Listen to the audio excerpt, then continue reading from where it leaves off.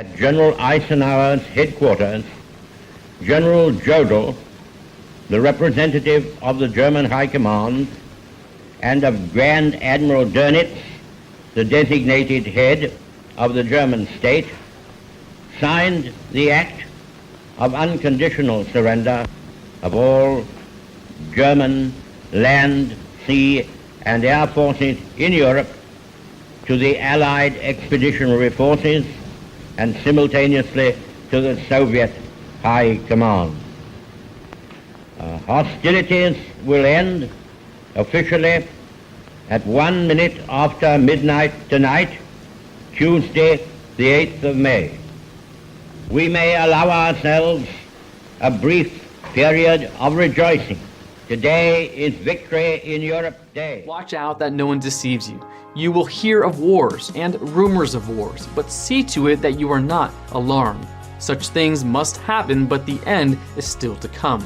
Matthew chapter 24, verses 4 through 6. Welcome to the In Our Humble Opinion podcast, the show where no topic is off limits. Sit back, relax, and enjoy a wide variety of interesting topics: sports, gaming, the paranormal, and everything in between. All opinions given are respectfully and humbly our own. Now here's your hosts, Jacob Cook and Brantley Weatherford. Hello, and welcome back to another episode of In Our Humble Opinion podcast. My name, ladies and gentlemen, is Brantley Weatherford, and of course, as always, I'm joined by Jake the Great. Jake, how are you? Thank you so much, Brantley. Again, I would never use the word great to describe me in any capacity, but I do appreciate the kind words, and I'm very thankful to be joining you as always. Jacob, if I don't say great, then that must mean you're higher than great. No, I wouldn't say that either. Well, you want to go back to Jake the Snake? You know, that does sound more befitting, doesn't it? You said it, not me. You know, apparently it's self-evident. If Greg, I just name dropped him. I'm sorry about that, Greg. But if Greg says it, and then some of our other friends, maybe there's a reason. Maybe I need to do some self-reflecting. Perhaps. Did you ever see that picture I sent to you one time? It was somebody's name on, I think it was Xbox, Jake the Snake. Yeah, I saw that. It's, we joke about it, but it's kind of a common, I wouldn't say common per se, but I've heard it used against other people his name is Jake and things like that. So, it's not, I don't think it's unique to us and our social group. It's just something that it rhymes, so people kind of went with it, I think. You know what I don't understand about names is, what's that? Like, you have people named Charles, and their name is Chuck. Like, people call him Chuck. That makes no sense to me. Yeah, and things like, what's another one? Robert and Bob. Well, Rob. That one doesn't make sense to me at all. Yeah, I can see that. There's also Dick and something else. Richard. Yeah, that makes no sense. Anthony and Tony. Well, Anthony, Tony, kind of. I don't. William and Bill kind of make sense. No, that's stupid. Hey, Bill. What? Kind of makes sense. William.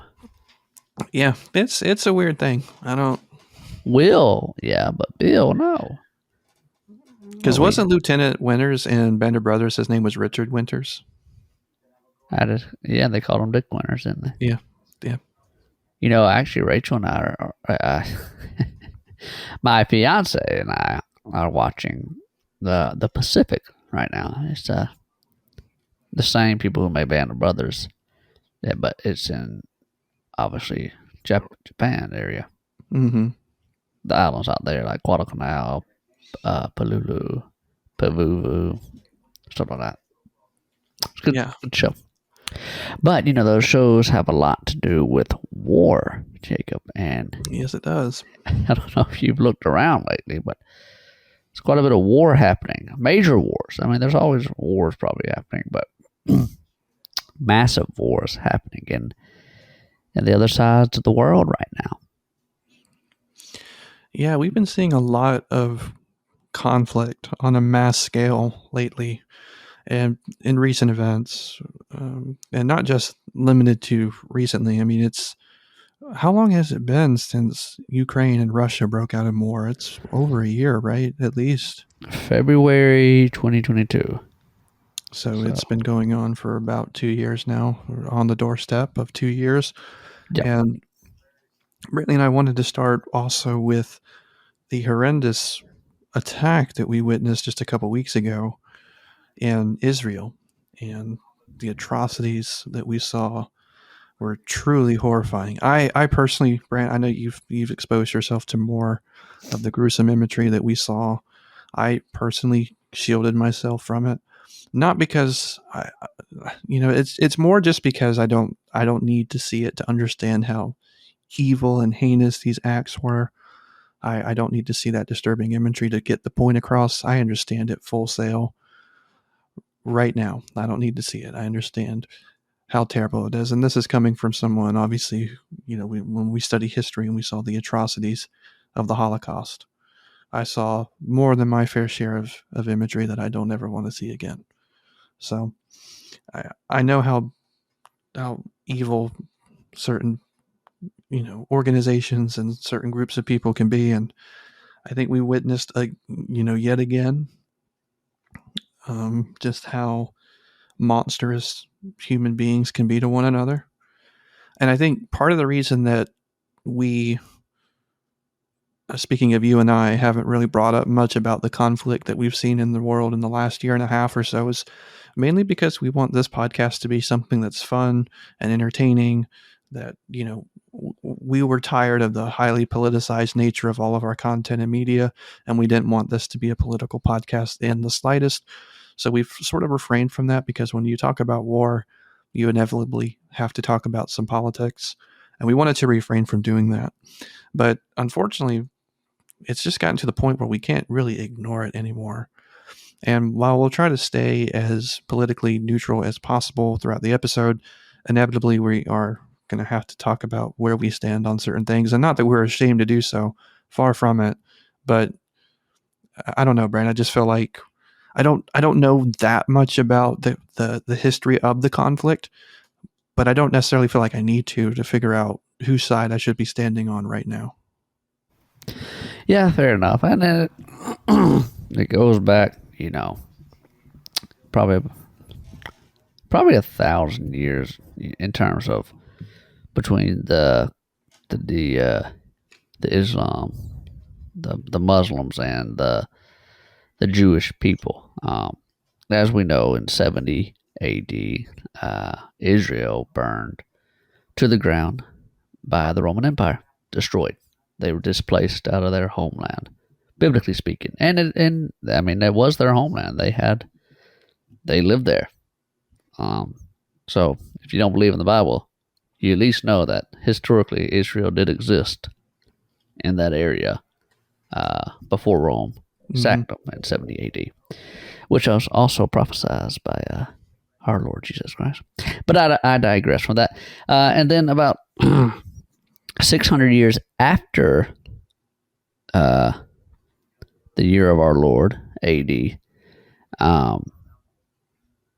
Islam started to make a rise. The Prophet Muhammad, our so-called Prophet Muhammad, had his vision, and then it started spreading. So there's been a war going on between Christians, Muslims, and Jews.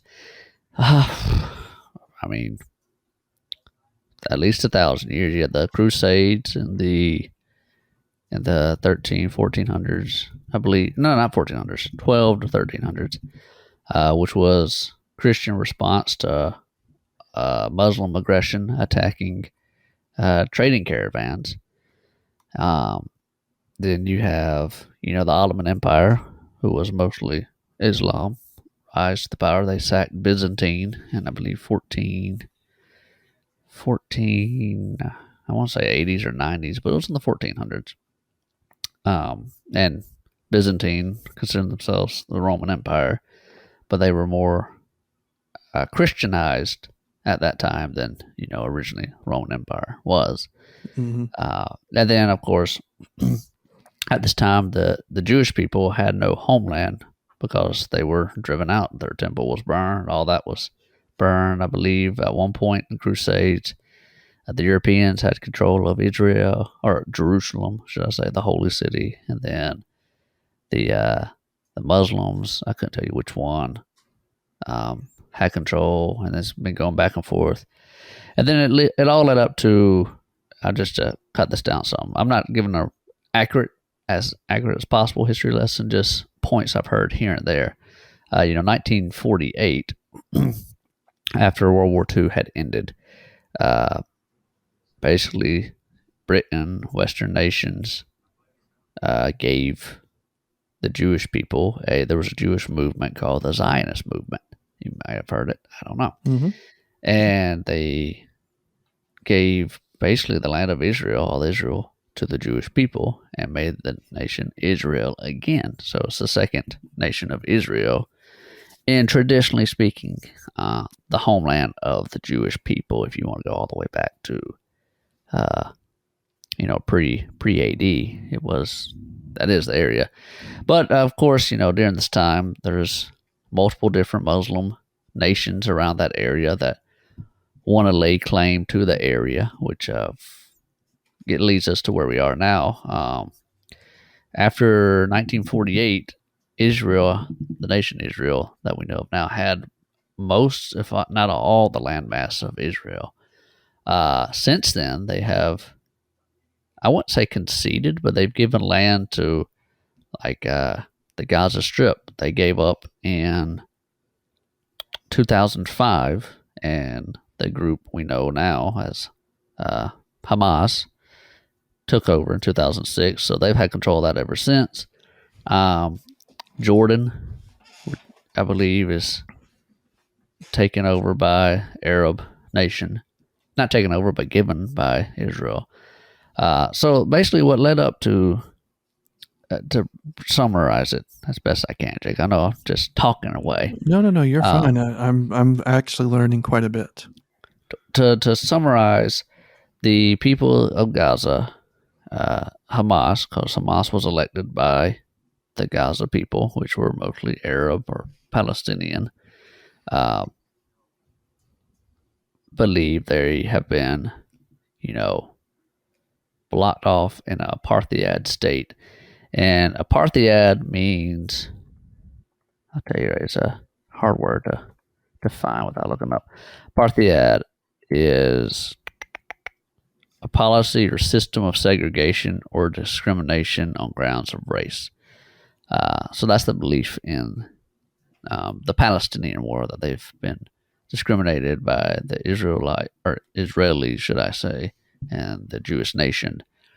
And then, of course, the Jewish nation wants to just be a nation and survive, which is why they have all their defenses like the Iron Dome. I just heard of a new one called like the Iron Laser System or something like that. So yeah, Hamas attacked when they told their intention, whether you believe it or not, their intention was to kill Jewish people. So people in the world either see it like that, or they say, oh, they're just fighting for their right to break out of discrimination and terrible conditions, which led to what we have now. So, not to laugh at that, but it's a lot of stuff. I'm sorry. No. And I appreciate you breaking it down the way you did. I wanted to get your thoughts, however. I wasn't made aware of these, of the initial attack until the following week. I know it took place over a weekend, and I was just blown away by how not only severe it was, but how calculated it was. And as more and more details began to emerge, and the horrors that were leaking out of the aftermath of what had happened, I'm curious, what were your initial thoughts whenever you heard the news and when you saw some of the imagery that was being broadcasted? It angered me. Here's how, and let me say this: if anybody would have done that, whether they be Christian, Jewish, or Muslim, I would have been angry. That was vile because they didn't attack the Israeli Defense Force, they attack citizens, civilians, Hmm. babies, women. I mean, they kidnap people. They unfortunately raped women. I mean, they went to what was it called, a rave, paraglided in, and then just started shooting them. So it angered me because, like, you're attacking the weak and then claiming that you're victims, and it really made me mad. In terms of how calculated it was definitely planned. It was. I don't want any death or what happened, but I'd rather it had been an attack on the military other than citizens. But I don't want any war, and it was ruthless. It was vile, and I'm disgusted by it. Yeah, I think that's what the majority of people experienced whenever the news broke, and then again once the imagery became public. And what's baffling to me is that amidst the conflict in the recent few days, as of recording this, we've seen a world divided in that there are those who remain kind of neutral in some respects. They don't know what side to take up. There are those who don't want anything to do with it, who refuse to pick a side, who simply, just don't want to, lay claim anywhere or put a flag down on any one side. And then there are clearly those who support one side or the other. Now, I'm not suggesting that those who support the Palestinian state are automatically pro-terrorist or pro-Hamas, but there are some who seem to be, and that's obviously quite disturbing when you really break down what just transpired. And then, of course, you have those who are standing with Israel. And I think, I don't know, I don't want to speak for you, Brent. Obviously, I feel like I would be very accurate in saying that you and I both stand with Israel. I know I certainly do. And Yeah. I think that, given all the things that have transpired, it just feels like there is so much tension in the world that I don't, obviously things are never going to go back and be the way that they were. And it's not like things were ideal even before this mass attack broke out, but I just feel like certainly things have changed in a great way. And I don't know what the future looks like. I certainly hope more conflict is avoided. But as far as the Israeli Defense Force, I mean, who can condemn what they're doing currently, and retaliating from an attack that seemingly was unprovoked, women and children massacred in mass, horrible imagery, no respect for human life whatsoever, and they're simply retaliating, in my opinion. I don't see any problem with how they're going about doing it. Personally, I feel like it's quite humane the way that they've been going about it. Obviously, civilian casualties in any conflict is a huge tragedy. But from everything I've seen from the media that I've been exposed to, it seems as though the Israeli Defense Force is doing everything in their power to minimize that.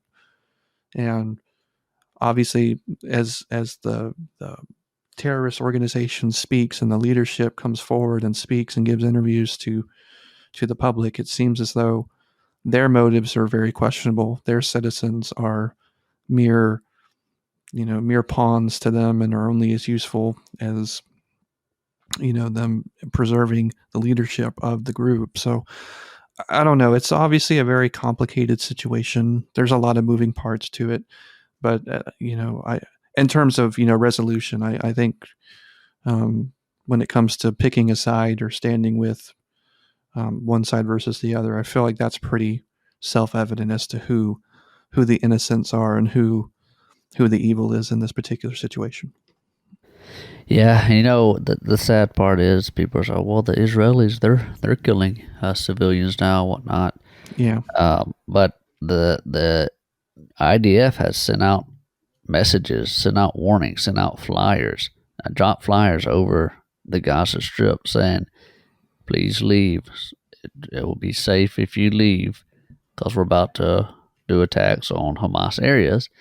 And of course, the Hamas leaders are saying back, don't leave, stay and be a martyr, or stay. They're basically hiding behind civilians, which is a war crime according to the what are those acts called? The Geneva Convention, I believe. Not Yeah, acts. but I believe so. Geneva Convention, which is a war crime. So I think Israel has every right to respond in what way possible, and they have made it clear they're not trying to target civilians. They're trying to target the group that carried out the attack.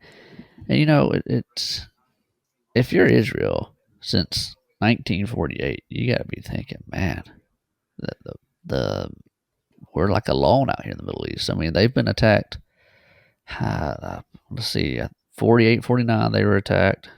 67, I know they're attacked. 73, and of course now there's probably some more I don't know of. So they've been attacked multiple times by Arab forces, and it's just what do you do? Yeah, it's also, Brantley, you and I being religious as we are, it's sort of a testament too that the one place on planet Earth where the nation of God's chosen people would be is in the middle of one of the most hostile environments or the most hostile landscapes on the planet. And we're not talking about a country the size of the United States. We're talking about a country that is smaller than the majority of the states in the United States. I mean, we're talking about a very small country. And for the fact that it's still not only an independent country that hasn't been overtaken by the enemies that surround it, in my opinion, is just a testament and as sort of a catalyst for us to believe with great hope that there is truth in the scriptures and that there is, a God that is keeping an eye on his creation and that is in control of the outcome, despite how bad things might seem. And I don't know what role we have here in the United States as it relates to supporting Israel directly, but or as it relates to, I think that's what our role is. I should say, let me rephrase. I think that's what our role is. It's just to support them however we need to and always back them in the way that we have. And to our credit, everything that I've seen from our politicians and our current presidential administration has been very supportive so far. So I've been very pleased to see that. But at the same time, I think as Christians and as Americans, that should be our role. Yeah. I mean, I had a student today, a Catholic girl, but she asked me all the time about Bible stuff, and she said, "Mr. Whitefer, did you hear about the Israel attack?" I said, "Yeah." She said, "Is that like the last prophecy?" And I was like, "I don't know if it's the last prophecy. I feel like there needs to be more because." They're going to need to be attacked by more enemies than just one, but it could definitely be something there. I mean, I'm not going to say it's the final prophecy, but, keep your ears up, keep your eyes open, be ready for anything. Yeah, whenever we went through the book of Revelation, when we were preparing for our podcast episode that we aired, it's pretty clear that Israel will be the focal point of the end times. And I had a Bible teacher when I was in high school that used to tell us that if we ever wanted to know where we stand in terms of the book of Revelation, watch Israel and see, use them as sort of a timepiece to see where we are in accordance to the book. And I think that's true. I mean, I think that's very true. Where are we in terms of that timeline right now? I couldn't say. I don't know. But it's very clear that with all the warfare that we've seen, not just in the Middle East, but also in Europe, is something that we haven't seen really. I mean, since the Cold War conflict, maybe? The Cold War was just an arms race. Or maybe World War II. yeah, I mean, you maybe you could think about Operation Desert Storm or something like that, but we Well, haven't on seen conflict on like this. I feel like in a very long time. I agree. I would say Desert Storm, and Korean War, and Nam were about, based on what I know, were about the same scale in terms of size of war. And then World War II was like multiple nations, like World War One. And I'd Oh say, yeah, yeah. World War II was war that hopefully we'll never see again. I mean, with the conflict we have now, I mean, I'll say this about the Israel thing, then I'll move on to the other war. There is verse saying, "I will raise my people up again," and 19, I believe it was 48, whenever Israel became a nation again. That kind of fulfilled that prophecy. Now, there's always skeptics out there. There's people who say, "Oh, that was a self-fulfilling prophecy by Christian leaders." Da da da da da. Say what you will. I'm just saying it's there. Um, but yeah, the war is crazy. I mean, 2 years ago, February, I want to say 22nd of 2022, Russia invades Ukraine. But we kind of saw the writing on the wall for that for a while. If we look at it historically, do you really know any of the history behind it, Jacob? I really don't. I know that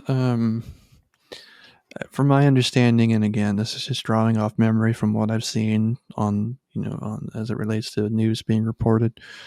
From what I understand, Ukraine occupied some territory that was originally under Russia's occupation, and there was some either conflict resolution or some sort of political legislation that gave over the territory to the Ukrainians.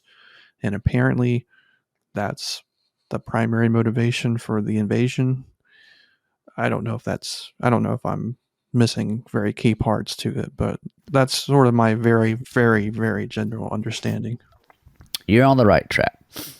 So we know Soviet Russia was no longer a thing. I believe in 1992. Let me double check. The Soviet Union, same thing. 1991. Excuse me, 1991. So they were no longer the Soviets, and the Soviet did have the territory of Ukraine at the time. A lot of territory over there. Some agreement was made between the West and whatever Russia was then about we'll concede this or that. And my details on here are going to be very shallow because I haven't looked at it for a while. Sure. But to put it simple, the West, NATO, said we will not have a NATO nation bordering Russia. They didn't want that. Ukraine originally was, and they're still not part of NATO. They had a pro-Russia government in Ukraine for a long time, and then I believe in 2014, that could be off, but sometime in 2000s, there was a rebellion, quote unquote, that was backed by NATO nations that put a pro-NATO government into a position of power, which Russia did not like, because that meant if they're pro-NATO Western type government, they could join NATO, which would break their agreement, no NATO nation bordering Russia. So they had been threatening for a while, to invade, take over, and Trump basically told them, if you do that, there will be a bomb in Moscow. And then Trump's no longer in office, and then they're threatening, doing military excursions, yada, yada, yada. And then they invade. So from a neutral standpoint, do I agree with Russia invading? No. Do I see why potentially they invaded? Yes. And it's led to this war that it's very propagated. There's a lot of propaganda going on out there, Jacob. Did you ever hear the ghost of Kiev? Yeah, I heard something about it. I don't know what it was. I don't know what that term's in reference to as it relates to the narrative behind it, but I've heard the term being thrown around. So the ghost of Kiev was given to a fighter that was credited for shooting down a lot of Russian planes over Kiev during the Kiev invasion. Turns out it was a made up story for propaganda by Ukraine. There's also the island that told a Russian warship to go, quote unquote, screw themselves. And that's the PG version. And they were all killed. That was also a made up story. Russia did take that island, but the rest of that stuff is propaganda. There's a lot of propaganda behind it. So trying to get accurate information on who's winning the war, who's not winning the war is hard. Because I see videos and articles saying, oh, Ukraine's offensive has decimated Russia. And then I'll see another thing saying, Russia has almost won this war. Like, I don't know which side to believe. But Ukraine did launch a counteroffensive, I believe, back in the summer or spring. And as far as I know, it's not as successful as they were hoping. And resources are becoming a problem. So, Yeah, you really don't see it being reported much. And again, speaking from a place of ignorance here, because I don't keep up with this world news very much. I think it's only whenever something really catastrophic happens that it permeates into my worldview. And actually, I get exposed to it. I try to, I like to be informed, but at the same time, I guess I just go about my life in a way that's like, it kind of sounds selfish, I suppose, but there's so much negativity out there that I just tend to live in a world where ignorance is bliss. And so I haven't seen it reported much. Maybe it's just me, again, living in my own little bubble, but I don't know what the current state of things are. I have no clue. yeah, I couldn't tell you recently what I know about the war. I think there's just been so much focus right now on the Middle East over the past 2.5 weeks that Yeah. I don't think anybody's paying attention to anything else. Which we talked about this, the war that we're seeing. I guess it's not technically a war, but it's the retaliation efforts of Israel, and then we discussed the war in Ukraine, and if I'm not mistaken, there has been some fear among those who are in politics on the Western in the West who are afraid that China may get involved in invading Taiwan. If I'm not mistaken, that was a concern for a while. So we're just seeing a ton of conflict in the world on a very violent and mass scale, and I don't know.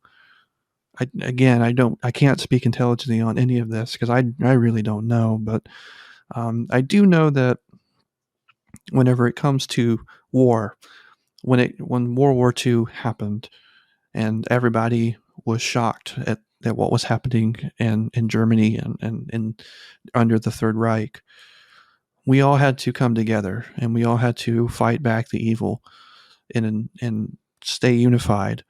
And unfortunately for us, over the past several years, our nation, at least seemingly so, has felt very ununified, more so than ever in my entire life.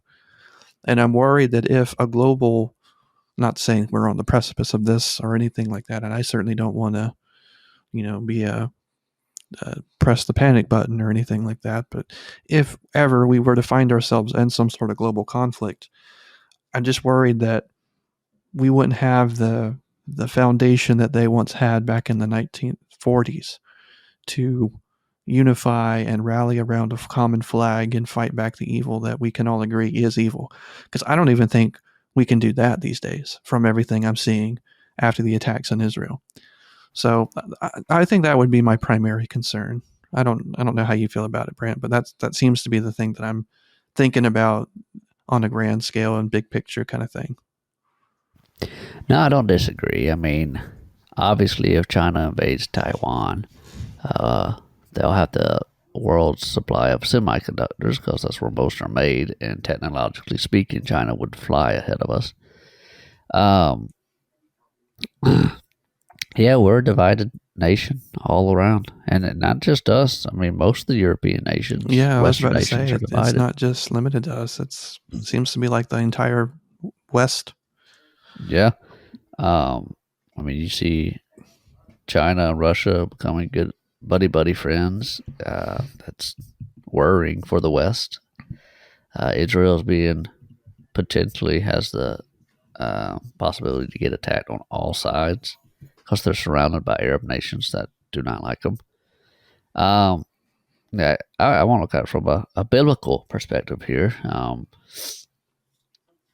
I would say this about our worry, Jacob.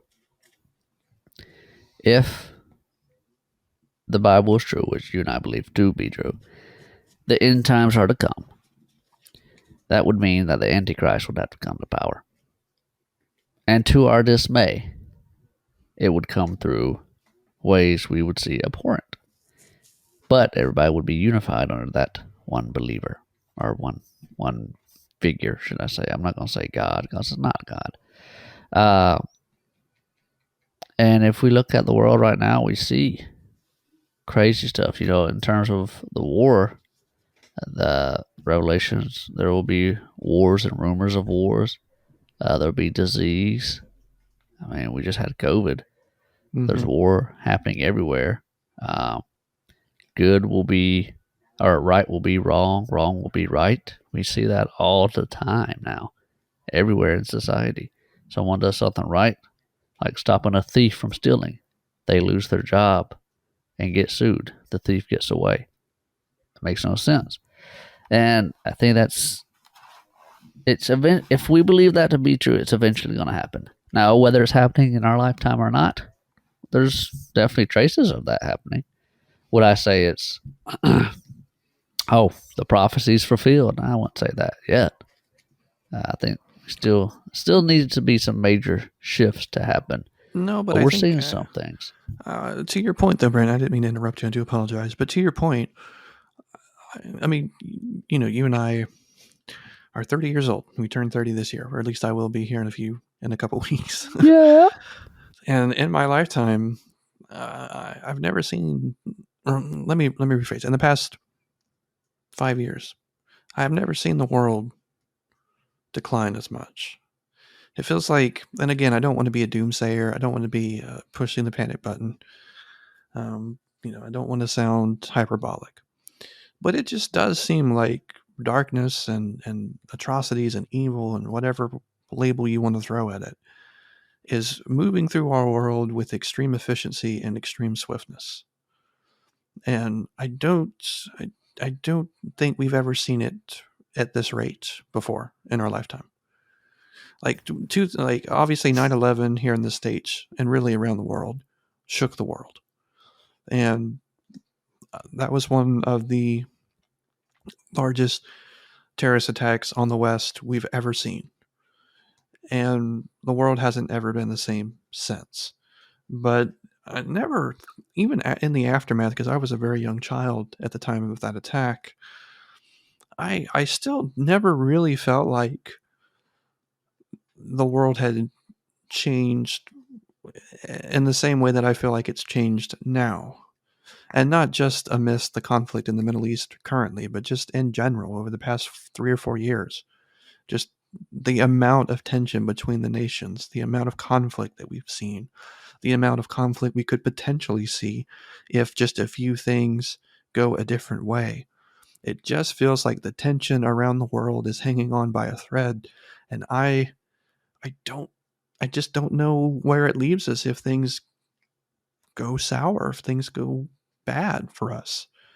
And I'm a little concerned about that, to be honest with you, because but on the other hand, I'm conflicted, because if you and I hold true in our beliefs and our religion, then we should know that everything is happening according to plan. But I guess just being ignorant of what the outcome is for us as individuals, I don't know. It gets kind of complicated. I don't. What's your perspective on that?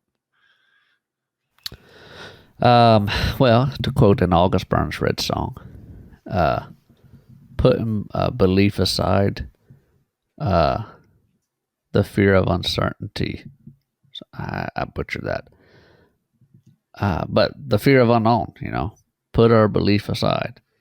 Yeah, The unknown, as humans, we still have fears, and that's why we also have faith to, counter that. But the unknown of what's going to happen.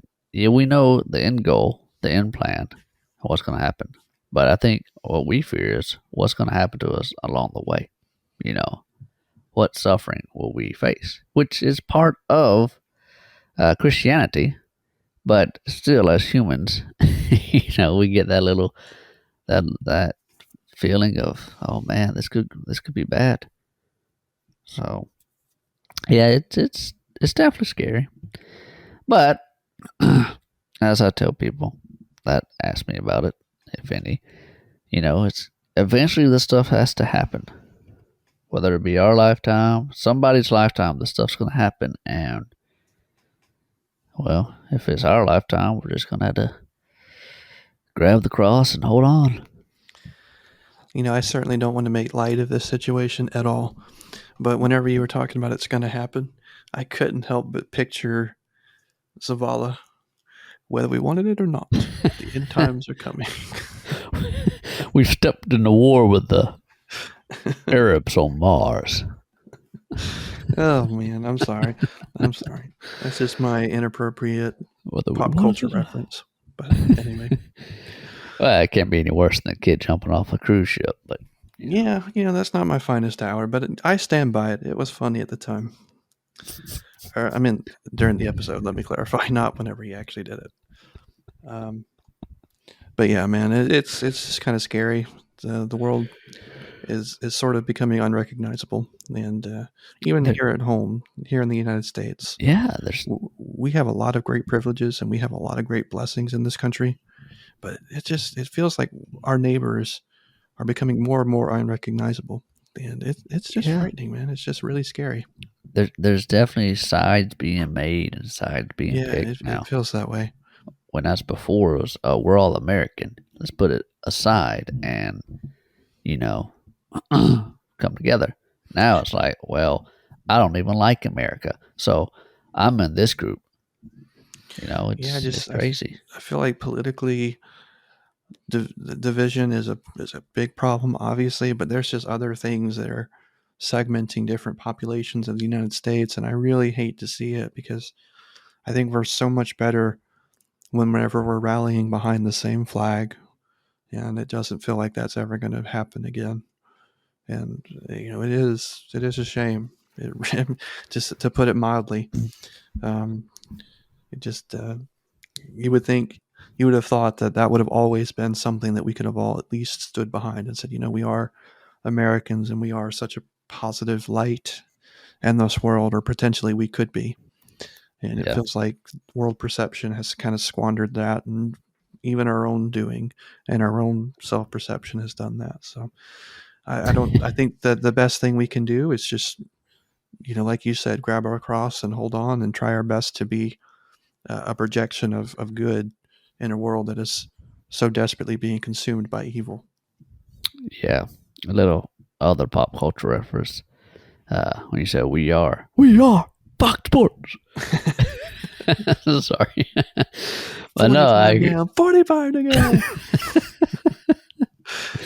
No, I agree. I mean, it's going to be a tough fight. No matter what it is, whether it be a war, whether it be social pressures, to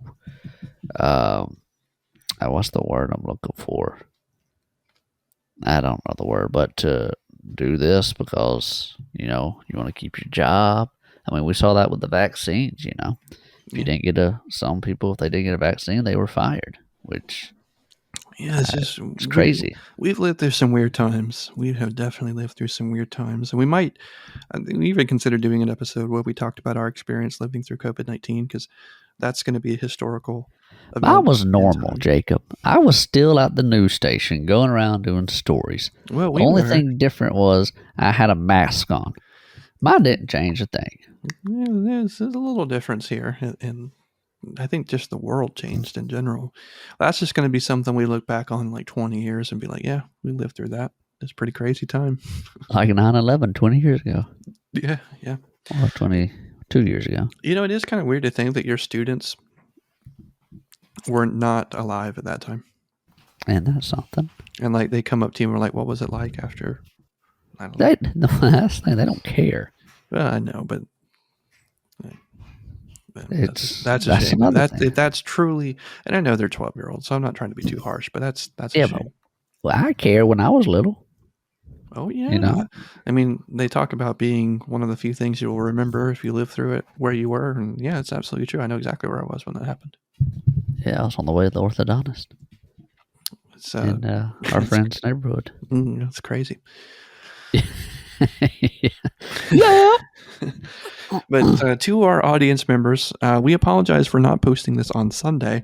At the time of this recording, you will hear it tomorrow, I think, or maybe in a day or two.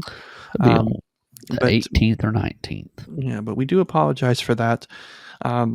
We have been just very busy, obviously, and with football season, it's a horrible excuse, and I don't mean to reiterate it, but I got sidetracked on Saturday watching games, and we hadn't planned it out very well that we were going to get an episode out, so that's my fault. That's on me. We're going to try to get a few episodes pre-recorded, like I mentioned before, so we can keep a consistent schedule. But yeah, we appreciate everybody for tuning in. We've been getting a lot of great responses on all of our platforms in the recent weeks, and we're so grateful for that. We're so grateful for the audience that we have.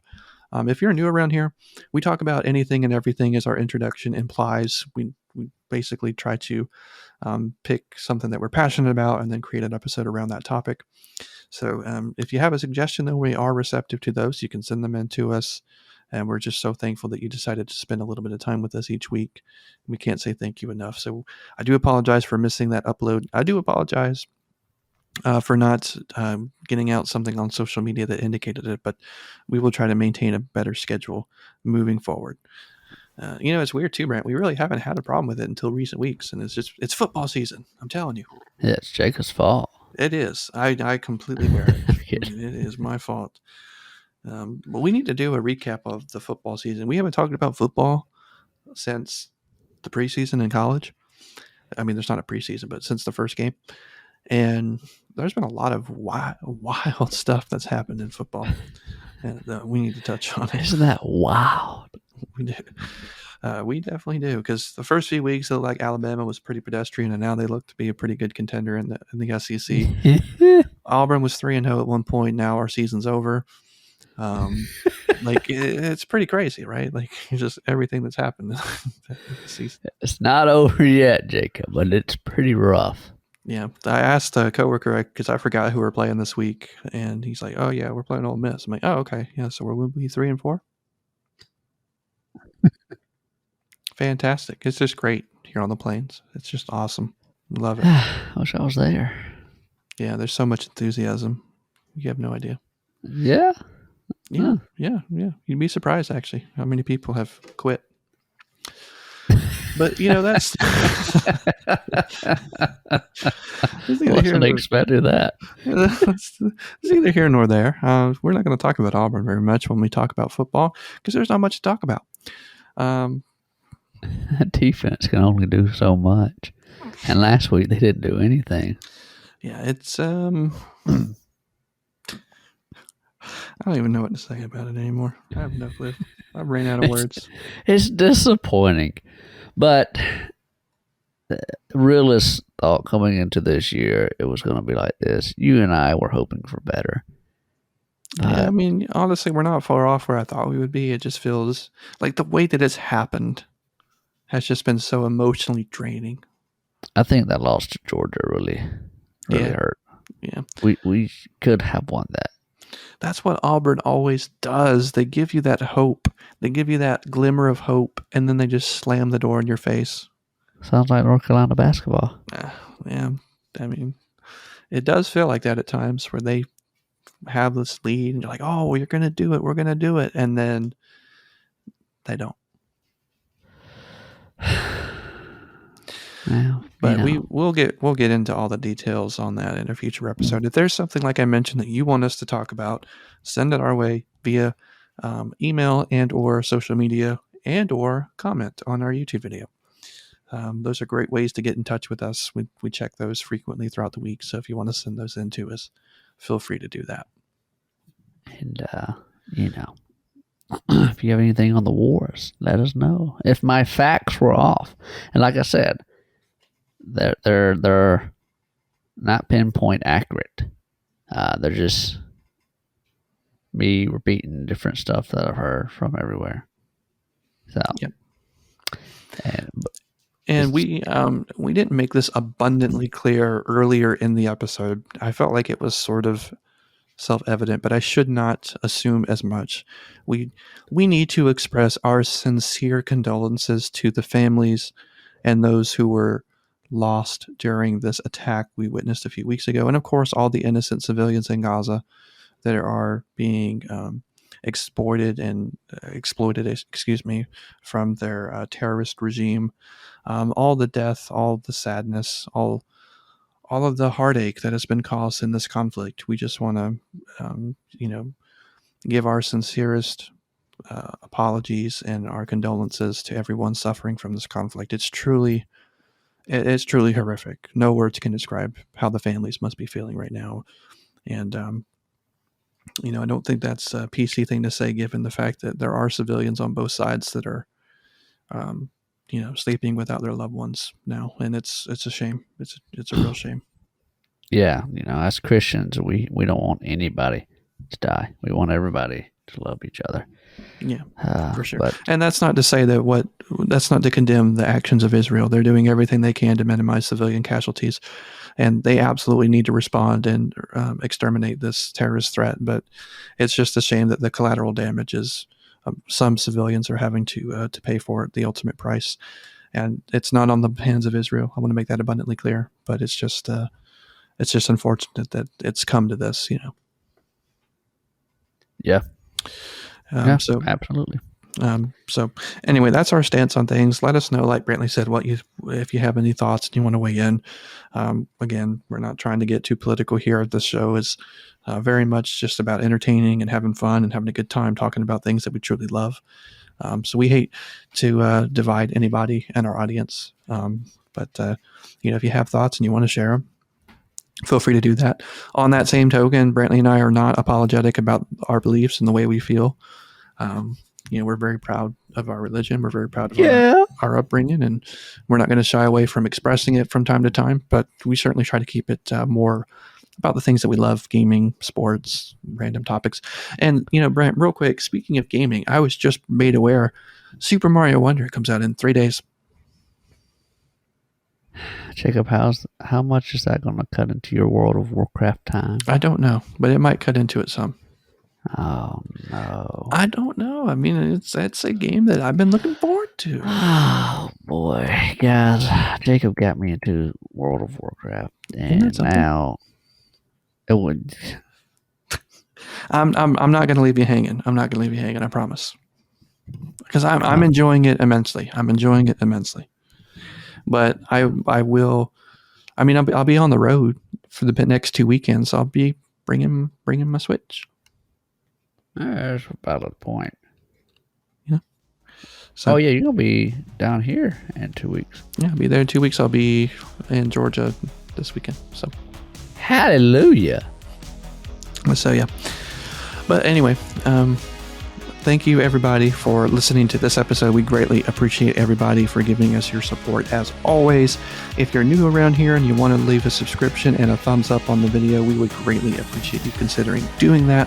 If you're listening on our audio platforms, rating our podcast and giving us a positive review is the best way to support us there. We greatly would appreciate you taking a few moments to do that for us. And also, if there's somebody in your life that you think could benefit from our podcast or would just enjoy listening to it, send it their way. Let them know about it. We've had a lot of people kind of advertise, if you will, on our behalf and get people involved in the show that may not otherwise have been able to, and we greatly appreciate that. So, share it with a friend, share it with a family member. We greatly appreciate anybody who does that as well. Brantley, is there anything you want to add before we wrap it up here? I just, like Jacob said, appreciate all the support we received. War Eagle, regardless of our team stance right now. Yeah, regardless of season over, War Eagle. We're also not ranked in the top 25 for basketball, but I digress.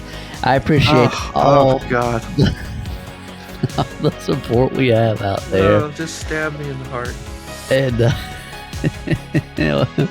I better hold that line I was about to say, but thank you guys for listening, and yeah, that's all I got, Jake. All right, everybody. God bless you all. We will see you next week. Thanks for listening to the In Our Humble Opinion podcast. Be sure to subscribe wherever you heard this podcast so you never miss a future episode. If you have any comments on today's episode, or if you'd like to suggest topics for future episodes, connect with your hosts at humilitypodcast@gmail.com. We'll see you next time.